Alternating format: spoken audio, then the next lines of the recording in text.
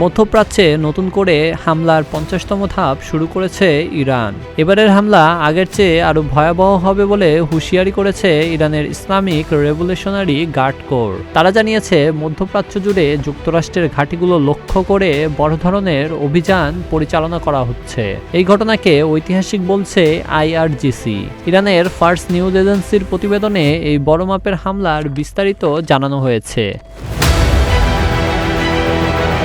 এই হামলায় সংযুক্ত আরব আমিরাতের আল দাফরা ও ফুজাইরা, বাহরাইনের জুফায়ার ও যুক্তরাষ্ট্রের পঞ্চম নৌবহর এবং কুয়েতের আলী আল সালেম ঘাঁটিতে সরাসরি আঘাত আনা হয়েছে। এছাড়াও জর্ডানের আল আজরাক ঘাঁটিও এই হামলার লক্ষ্যবস্তু ছিল। IRGC সেখানে অবস্থানরত যুক্তরাষ্ট্রের বাহিনীকে সন্ত্রাসী সেনাবাহিনী হিসেবে অভিহিত করেছে।